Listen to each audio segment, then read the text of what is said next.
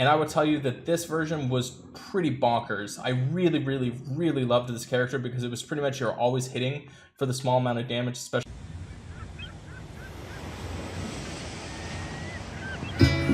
So let's discuss Yang Mai, and you can actually let me know in the comments how to pronounce that correctly, because it's probably incorrect, and I fully accept that, and that's okay. So Yang Mai, brand new Hero of the Month, just came out in May. I remember testing this character out in beta, and I had a lot of fun. I was actually really excited about this character coming out. Just the ability, it's kind of a unique ability. It's similar to having like a Missandra effect, if you guys are familiar with blue Missandra, to where she has a chance probability to hit other characters, but a little bit more reliable in the beta version. So she is part of the monk class, which honestly is kind of a little bit of a difficult class to be in right now. You've got some really awesome characters, especially right now. I'm faced with a decision on either Yang Mai or there's also Bera, as well as Drake Fong and Elizabeth, that are all fighting over emblems, which are all really awesome characters. So I can definitely see people are going to be debating between Elizabeth and Yang Mai. I know I'm kind of in that same reference field of like wondering, especially when it comes to the fact that they have the same emblem class. That definitely is kind of an issue right now.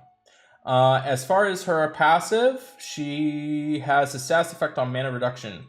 Receives the following status effect when mana is reduced. The caster gets 30% attack for 3 turns. So this is actually really interesting to when you consider characters like Neith going off, or even most importantly, what's running around like Bera, Freya. So when they are reducing her mana, she's going to get the increased attack for 3 turns. So that might help out a bit. I do like that she deals direct damage as well. So you can maybe use that to your advantage. You might want to activate tiles into Bera to reduce her mana, have her attack go up, and then charge her and have her go off. So that could be a really kind of interesting effect on her. We're seeing less of the Guinevere, so I don't think that that's going to be relevant. Where you're going to see it the most prevalent is going to be against characters like Bera, Freya, Neith, anything that's going to be reducing the mana. She also has a passive, so she resists water, innate resistance against water damage. So obviously when you think of characters like Vila, they're going to be sending out the water damage. There's a little bit of a factor, but not so much anymore. I think that that's probably the most prevalent character that you might be facing. I want to give you the opportunity for 3 guaranteed 4 stars for free. Sounds too good to be true? Well, it isn't. Maybe at Empires and Puzzles. However, in Gemstone Legends, they just launched this brand new player event, which gains you access to get these guaranteed epics just for trying out the game. As soon as you download the game, you're going to get Elidor, which is pretty amazing for you to use in the game. You're also going to gain access to 500,000 gold and 5 gold scrolls and 300 gems. Pretty awesome. After you download the game, you're going to jump into the new player event, which I talked about. The first hero that you're going to get is a 4-star Selena, which is a epic mage with powerful AoE damage.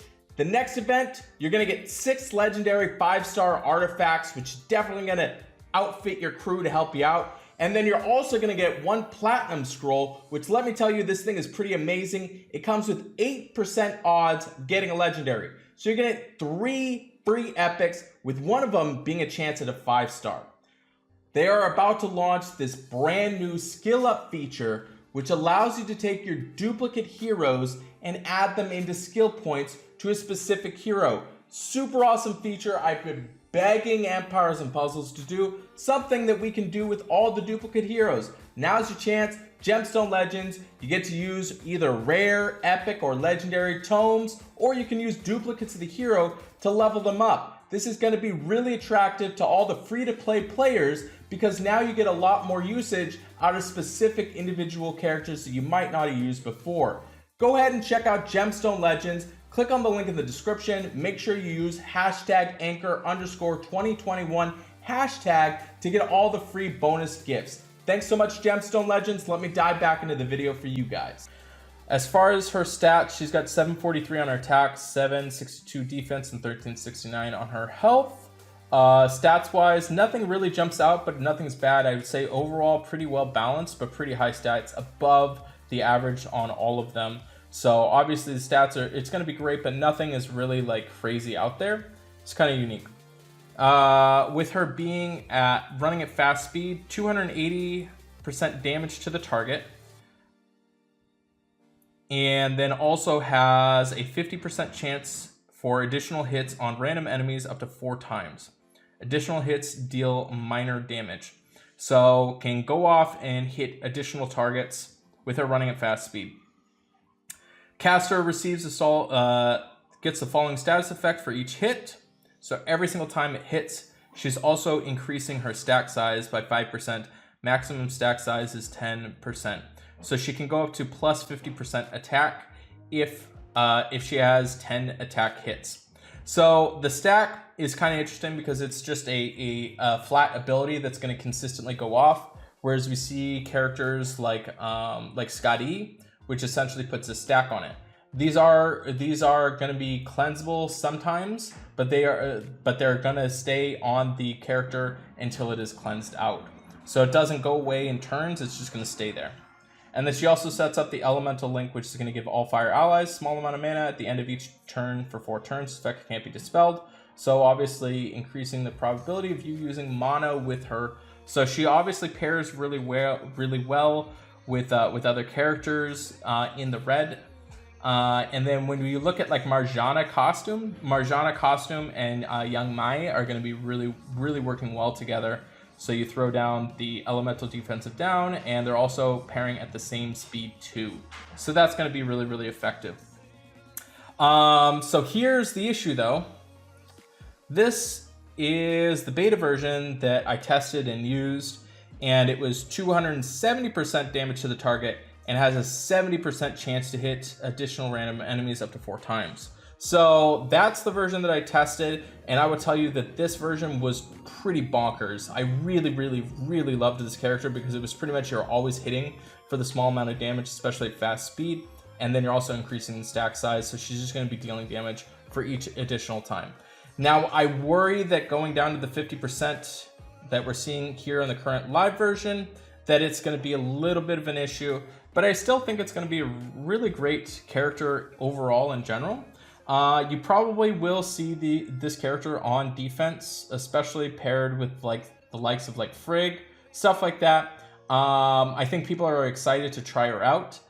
Now I know people are going to wonder, you know, is Yang Mai or Gravemaker better?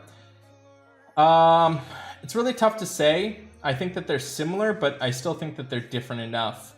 I think time will tell on these. I don't know as to if it's really going to overtake Gravemaker in that segment, because there are already other characters in red that are being used, where you've got like Elizabeth that is kind of a little bit more prevalent on teams. You're going to see that it's probably going to increase a bit, and then you also have the ninja as well too. Red Ninja, she's going to be going off and also, you know, protecting your guys. So there is that kind of situation there. I think that there is a case to be made for Yang Mai, potentially on defense. Now, looking at her on Titans, not really that great on Titans. She'll help with increasing her attack power every time she goes off, but probably not my first choice. And then on offense, I think she's going to be great. Defense is still definitely up for debate. I think that there is some room in red for characters to come in. So even though she's now shifted away from 280 now down to 50%, I still think that she's still going to be a solid hero. She's going to be going off. Because I think you're probably going to hit multiple times. You figure 280 additional damage. You're probably going to hit 2 or 3 different enemies. I think it's going to be very rare that you're only going to hit a single target. And not to mention she's going to be increasing in her stack. So I think that this is a fair character that they've released. I don't see it being overpowered. When you look at the likes of like Finley, which is something that pretty much always will impact all of the board when he goes off, I think that he's definitely way more broken, and he's also running at fast speed. I think that this is probably a fair character. Definitely not a bad hero of the month, but maybe not the best. So let me know in the comments if you guys think this is amazing, awesome, whatever. And then, as you guys know, these will get graded officially. I'm going to run it through, make sure I give the right grade on these, so then there's less ticking back and scaling it back. So be on the lookout for that later on in this month.